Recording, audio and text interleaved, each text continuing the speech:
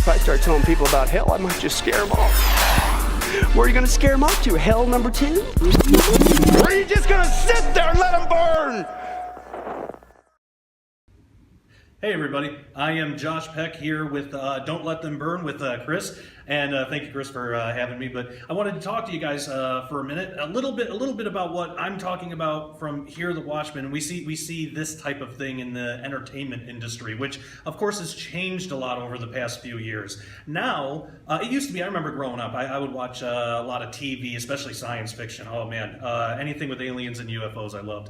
Kind of played into what I started to research as an adult. You know, now I research all that stuff from a biblical perspective. You know, what does the Bible have to say about these science fiction topics?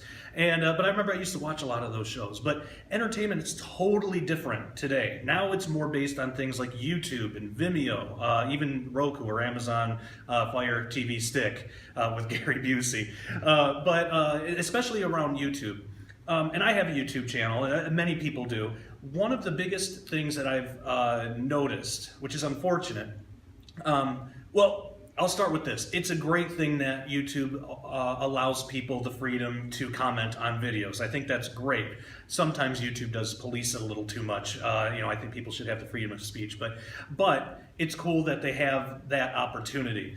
Unfortunately, trolls, internet trolls have infiltrated our videos and make it difficult to have good, enlightening, civilized, mature conversations. But the problem is the trolls actually have no power, and this was a big part of my talk at Hear the Watchmen.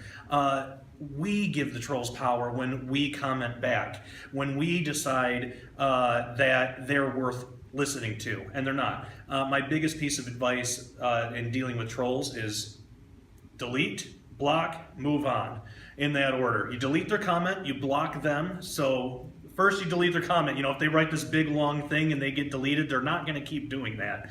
So you can delete their comment, then you block them off of your channel so they can't even get back to your channel to comment anymore. And then you move on. You don't think about it. Don't dwell on it.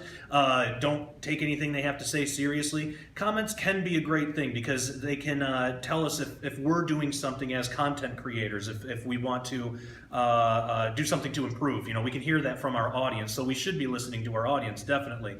But with these internet trolls, those are the guys that we just get rid of, and there's a lot of biblical precedents for that.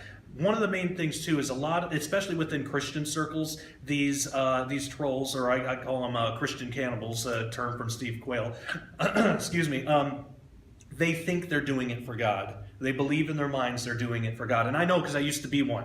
That was a big part of my talk here, a big part of my testimonies. I used to be one of these trolls, one of these Christian cannibal types, these emotional cannibals that want to take from others to feed myself. I'm not like that anymore, obviously. God got me out of that. But really that all was rooted in pride. And so it is the same with a lot of these other trolls online. So we shouldn't be giving them a voice. They're not doing it for God, even though they think they are. And most of my presentation was just Bible verse, Bible verse, Bible verse, showing how this is not how we are to treat one another. As Christians, as brothers and sisters in Christ, we're supposed to be treating each other with more love and respect than we feel that we should even deserve. You know, we're supposed to be putting others ahead of ourselves. We let God judge the outside world, so we don't want to go and troll atheist blogs or whatever. And there's biblical precedents for that too. God judges the outside world, but we have to take care of ourselves within our own ranks. So that's the biggest thing that I want to get out to people today is if you come across an internet troll,